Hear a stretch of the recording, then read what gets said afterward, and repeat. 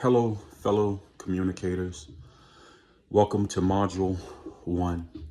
This week, we will attempt to lay the foundation for our course as we travel down this trajectory called communication. We can all agree from the time we've entered this world that all of us have been engaged in some form of communication.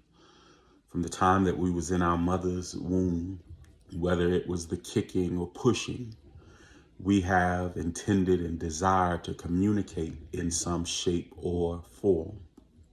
Communication is essential to every aspect of life, and so we discover that communication is integrated in every aspect of our life.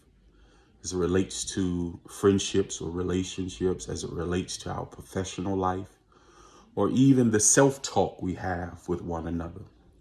It's important to understand that as children of God, that communication is an essential tool in making sure and certain that God gets glory out of our life. To ensure that you and I must become masters or effective in communicating. How we communicate expresses something to who it's being communicated to. And so communication is integrated in our life, whether it's verbal communication, whether it's nonverbal communication, whether it's interpersonal communication skills, or even group communication skills. Communication is an important aspect of our life. Believe it or not, whatever setting we find ourselves in, whatever consensual circle of contact we find ourselves in, we are communicating something with our eyes, our expressions, with our vibe, with our energy. We are communicating something. And as communicators, it is our responsibility to ensure that we are communicating the right thing. We never want it to be said, and oftentimes it is, that somebody misunderstood us. And so communication is guided by culture and context. We learn to communicate using systems that vary based on the culture we're in and the language we use. Another important thing to understand about communication is that there are rules and norms that influence our routine and our ritual in our communication. Nonverbal communication is essential. Many of you may have friends who have articulated some nonverbal communication. If I were to throw up two fingers, most of the time that means peace. That can be a universal thing when you are in agreement with somebody. Sometimes you give the head nod if by chance you're disgusted with somebody. Sometimes you can roll your eyes. Sometimes your mouth can be poked out. All these signs are forms of communication. When we look at communication, one of the things we want to be mindful of is communication ethics.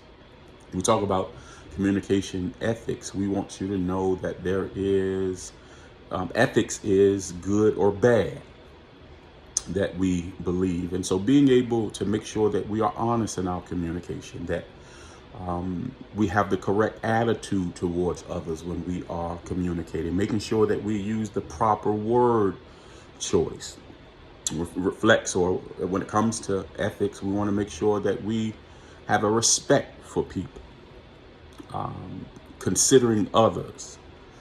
We want to attempt to ensure that others are embraced in our conversations.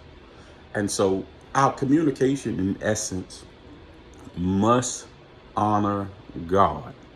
Let me say it another way. Communication must honor God. God must be honored in all of our communication. And so we have to develop skills of being graceful, improving on our language. We want to communicate things that build others up. We want to be able to use good reasoning and evidence in communication. We want to be able to combine our tact with honesty. And so over the course of these modules, these are some things I want you to consider, embrace.